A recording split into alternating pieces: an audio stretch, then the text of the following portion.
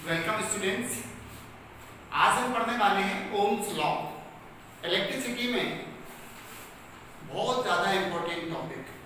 हाँ, तो इस टॉपिक की जो गहराई होगी वो 10th क्लास के बच्चों के स्टैंडर्ड की होगी। 12th के बच्चों के लिए अलग से पढ़ाएंगे। टॉपिक भले एक रहता है लेकिन उससे डेप्थ का डिफरेंस आता है। 10th के बच्चों को थोड़ा कम डेप्थ तक चलते हैं, 12th में ज़्यादा डेप्थ तक जाते हैं। तो 10th क्लास के हिसाब से देखिएगा ओम्स लॉ। ओम्स लॉ, हाँ बच्चों, ओम्स लॉ पिछले वीडियो में हमने पढ़ा था करंट क्या होती है, इलेक्ट्रिक करंट क्या होती है। ठीक, इलेक्ट्रिक करंट होती है rate of flow of charge, और इलेक्ट्रिक करंट के जो फ्लो का रीजन है, क्यों फ्लो होती है, वो है पोटेंशियल डिफरेंस। पोटेंशियल डिफरेंस जहां कहीं भी होगा और अदर वायर जुड़ गए तो चार्ज फ्लो होगा, मतलब करंट फ्लो होगी। तो साइंटिस्ट ओम ने क्या किया, एक ऑब्जर्वेशन किया। देखो जरा यहाँ पे इनने कुछ पोटेंशियल डिफरेंस रखा, इसकी यूनिट वोल्ट होगी, और यहाँ पे इनने करंट मेजर की आई एम्पियर। क्या प्रैक्टिकल किया है इन्हें साइंटिस्ट ने, उन्हें मान लो 10 वोल्ट पोटेंशियल लगाया किसी वायर में, ठीक, और करंट मेजर किया तो आई ये 2 एम्पियर। कितना आया? 2 एम्पियर। इन्हें क्या किया, पोटेंशियल को 4 गुना कर दिया, 40 वोल्ट कर दिया, तो करंट इनको मिला कि 8 एम्पियर हो गई है। फिर क्या देखा, इसको 5 गुना कर दिया, increase the potential to 5 times, then current also increased to 5 times. फिर इन्हें क्या किया, इसको हाफ कर दिया, 5 वोल्ट कर दिया, तो करंट भी हाफ हो गई। तो ऐसा इनने ऑब्जर्वेशन किया। ये ऑब्जर्वेशन, व्हाट इज दैट, ये हो गया ऑब्जर्वेशन। ऑब्जर्वेशन, इस ऑब्जर्वेशन से साइंटिस्ट ओम ने एक लॉ डिस्कवर कर दिया, एक लॉ बना दिया, एक स्टेटमेंट दे दिया जो लॉ में कन्वर्ट हो गया। इनने ये बता दिया कि किसी कंडक्टर में जो करंट पास होती है वो उसके एंड पे आने वाले पोटेंशियल डिफरेंस के डायरेक्टली प्रोपोर्शनल होती है। देखिए कैसा, ये मान लो कोई कंडक्टर है, ये कोई कंडक्टर है और इसमें हमने कोई बैटरी लगाई, ठीक, कोई स्विच लगाया, यहाँ पे रियोस्टेट लगाया। अभी हम बताएंगे अगले लेक्चर में ये सब क्या होते हैं, ठीक है, ओके बच्चों। रियोस्टेट लगाया और इसको कनेक्ट किया। क्लियर, बात समझ में आ रही है? ये की हो गई की। तो क्या देखा कि पोटेंशियल डिफरेंस अगर बढ़ा रहे हैं तो करंट बढ़ रही है, कम कर रहे हैं तो कम हो रही है, और ठीक उसी रेशियो में हो रही है, उसी प्रोपोर्शन में हो रही है। जिस प्रोपोर्शन में बढ़ रहा है उसी प्रोपोर्शन में करंट बढ़ रही है, जिस प्रोपोर्शन में कम हो रहा है तो करंट कम हो रही है। तो इन्हें एक रूल बना दिया, एक लॉ बना दिया, that is called Ohm's law. तो इसको हमें वर्ड्स में डालना है, स्टेटमेंट में डालना है। ओम्स लॉ का स्टेटमेंट याद रखिएगा, क्या है, आई डायरेक्टली प्रोपोर्शनल भी बोलना हमें यही है, लेकिन ये कंडीशनल है, कंडीशंस के तहत लगता है, सब जगह नहीं लगता। ओम्स लॉ कब लगता है, if the physical conditions of a conductor remain unchanged। Physical conditions में क्या, टेम्परेचर और लेंथ। कोई कंडक्टर इतना है, मान लीजिए 10 सेंटीमीटर का है, 15 सेंटीमीटर का है, तो इसकी लेंथ नहीं बढ़नी चाहिए, ना कम होनी चाहिए, ना इसका टेम्परेचर चेंज होना चाहिए। अगर किसी कंडक्टर का लेंथ और टेम्परेचर चेंज नहीं हो रहा है तो करंट और वोल्टेज में या पोटेंशियल डिफरेंस में ये रिलेशन मिलता है। तो इसको स्टेटमेंट में बोल देते हैं, सभी जगह बुक्स में आपको लिखा मिलेगा, एक बार मुझसे सुन लीजिएगा। इफ द, फिर से सुनिए, statement of Ohm's law, it states that if the physical conditions of a conductor remain unchanged, then current flowing through the conductor is directly proportional to the potential difference applied across the ends of the conductor। Mathematically कैसे बोलेंगे, देखिए, if current I flows through a conductor on applying potential difference V across its ends, then by Ohm's law. Ohm's law क्या कहता है? I directly proportional V के, या फिर हम इसको क्या बोलेंगे? V directly proportional I के, और V equals to I into R. ये आया? This is Ohm's law. बड़ा फेमस है, इसको आप याद रखेंगे. This is Ohm's law. इसमें R आया है, नई चीज आई है. R क्या चीज है? जब भी ये साइन ऑफ प्रोपोर्शनैलिटी हटता है कहीं से तो कोई एक कांस्टेंट आता है. तो और वास्तव में तो क्या है? Constant of proportionality. प्रोपोर्शनैलिटी जिसको हम बोलते हैं resistance, better to say electrical resistance. क्या बोलेंगे? Electrical resistance of conductor. R क्या होता है बेटा? Electrical resistance of conductor. ठीक, हाँ. ओम्स लॉ समझ में आ गया? V equals to I R. आप इसको सिंपल आप थोड़ा सा देखिएगा. हाँ, इसमें एक चीज और आ गई है, आर. आर को और समझ लें, फिर हम आगे जाते हैं. ठीक, तो resistance of a conductor. Resistance of a conductor. Resistance of a conductor क्या चीज है? रेजिस्टेंस. रेजिस्टेंस मतलब रेसिस्ट करने वाली कोई चीज. रेसिस्ट करने वाली मतलब करंट के फ्लो में ऑपोजिशन ऑफर करने वाली फिजिकल क्वांटिटी. डिफाइन इसको ऐसे करते हैं, electrical resistance of a conductor is its what to say it listen again please, sorry. हाँ, it is defined as the opposition offered by the conductor in the flow of current. opposition offered by the conductor मतलब resist कितना कर रहा है, और numerically it is equal to the ratio of potential difference and current. potential difference applied at the end of conductor and current flowing through the conductor is numerically equal to electrical resistance. it is represented by capital R. तो ये हो गया electrical resistance. समझ में आया? आया होगा. ऐसा यूनिट क्या बनेगी इसकी? देख लो जरा स्पीड में. इलेक्ट्रिकल रेजिस्टेंस की ऐसा यूनिट बताओ बेटा. देखो, V हो गया पोटेंशियल डिफरेंस, तो वोल्ट हो गया.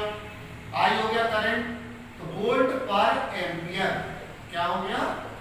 ये भी साइंटिस्ट का नाम है, ये भी साइंटिस्ट का नाम है. और इसके लिए बोलते हैं ओम. क्या बोलते हैं बेटा? ओ लेकिन छोटा रहेगा साइंटिस्ट के नाम पे. और ये इसका सिंबल है. सिंबल ध्यान से समझिए. इसकी यूनिट क्या होती है? ये है ओम. एक ओम का सिंबल है, ओमेगा है. इसको ओम प्रोनाउंस करते हैं, ओम पढ़ते हैं. तो what is the unit of electrical resistance? It is ohm. ठीक, हाँ, आगे देखेंगे. अब अगर आपको क्वेश्चन पेपर में आया कि 1 ओम रेजिस्टेंस को डिफाइन कीजिए, तो कर सकते हो 1 ओम रेजिस्टेंस को डिफाइन कैसे? बताइए. देखो, R equals to V upon I लिखा है. ऐसा यूनिट, ऐसा यूनिट, ऐसा यूनिट, सबके ऐसा यूनिट डालो. ये वोल्ट हो गया, ये एम्पियर हो गया, ये ओम हो गया. सबके पास में 1 लिखो. ये बुक्स की लैंग्वेज है, ऐसे डेफिनेशन लिखी जाती है. वैसे तो हम 2 2 लिखें तो भी गलत नहीं है, 5 5 लिखें तो भी गलत नहीं है, लेकिन 1 लिखना है. चलन में आ गया, ये चल गया. ठीक, क्या बोलेंगे? इफ, इसको स्टेटमेंट में डालना है. If 1 ampere current flows through a conductor on applying 1 volt potential difference across its ends, then its resistance is said to be what, my dear students? 1 ohm. okay, समझ में आया? 1 ohm रेजिस्टेंस समझ में आया? अच्छा, एक और इसमें टॉपिक आता है छोटा सा. एक नहीं बल्कि 2 टॉपिक, ओमिक कंडक्टर्स और non ohmic conductors. Ohmic conductors तो बड़ा सिंपल है.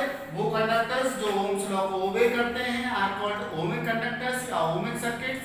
The conductors or circuits which obey Ohm's law completely are called ohmic conductors.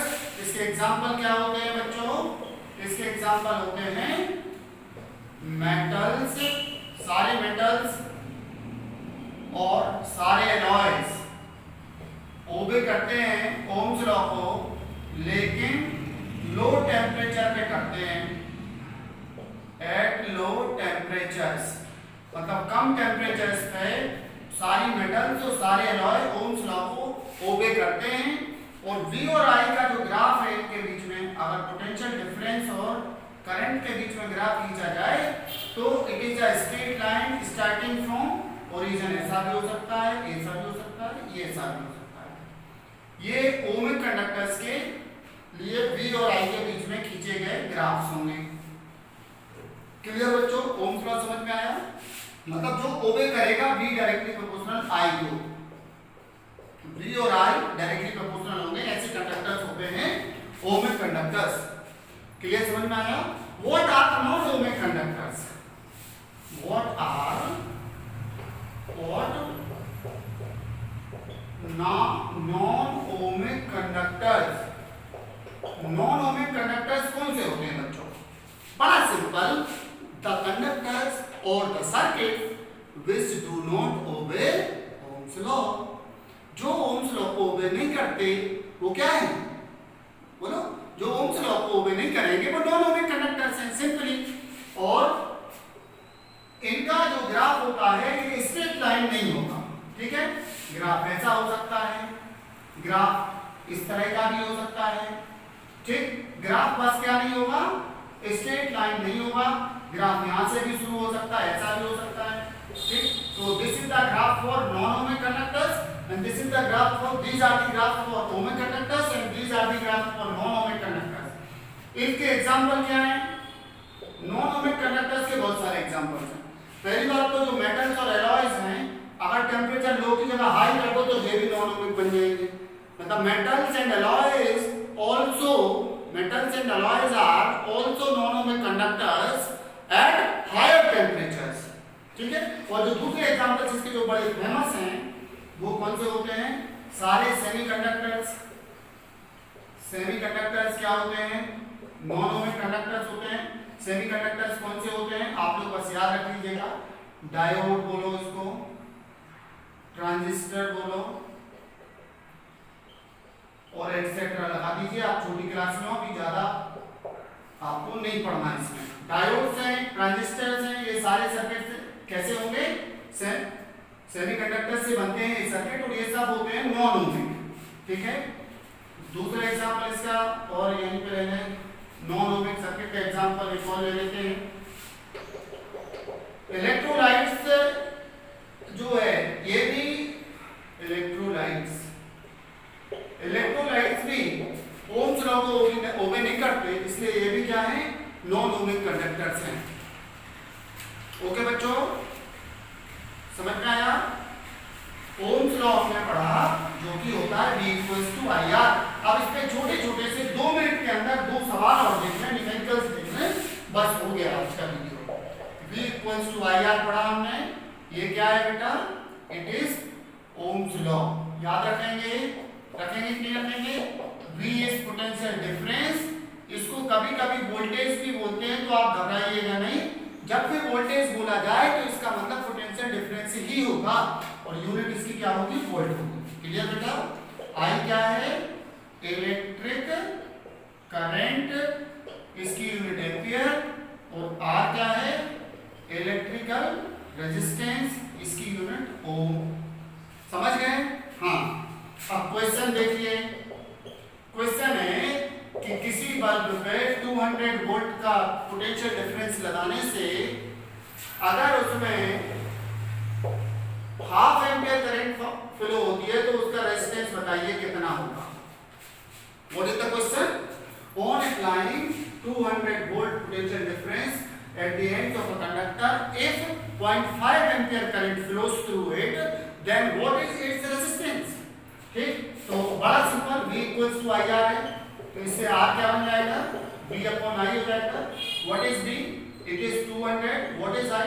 0.5. It comes out as 400. 400 क्या होगा बेटा? 400 क्या होगा बताइए? पोटेंशियल डिफरेंस या वोल्टेज की यूनिट क्या है? It is volt. क्लियर, समझ में आ गया? अब आप लोग ऐसे क्वेश्चंस कर सकते हो, V भी निकाल सकते हो, I भी निकाल सकते हो, R भी निकाल सकते हो. मान लो हमने कहीं पे कहा किसी सर्किट का रेजिस्टेंस 200 ओम है, इसमें कितनी करंट फ्लो होगी अगर हम 400 वोल्ट का पोटेंशियल डिफरेंस लगाते हैं. नया क्वेश्चन आ गया आपके सामने. ठीक, तो I कैसे निकलेगा? V upon R. What is V? It is 400. What is R? 200. ये कैंसिल हो गए, तो it is 2 एम्पियर बेटा. कितना आया? 2 एम्पियर. समझ में आया? पक्का आया? आया कि नहीं आया? ओम्स लॉ पूरा समझ में आ गया, नॉन ओमिक कंडक्टर समझ में आ गए, ओमिक कंडक्टर समझ में आ गए, और इलेक्ट्रिकल रेजिस्टेंस समझ में आ गया, और इसकी यूनिट समझ में आ गई. अब सब्सक्राइब जरूर कर लीजिएगा क्योंकि आपको समझ में आया है. अगर समझ में नहीं आता तो दोबारा देखो वीडियो, फिर भी समझ में नहीं आए तो ब्लॉक कर दो. ठीक है? ओके स्टूडेंट्स, नेक्स्ट वीडियो देखना ना भूलिएगा. उसमें हम पढ़ने जा रहे हैं बड़ा इंपॉर्टेंट टॉपिक, इलेक्ट्रिकल रेजिस्टेंस, काफी डीप, पूरा विस्तार से. Okay, thank you, bye bye.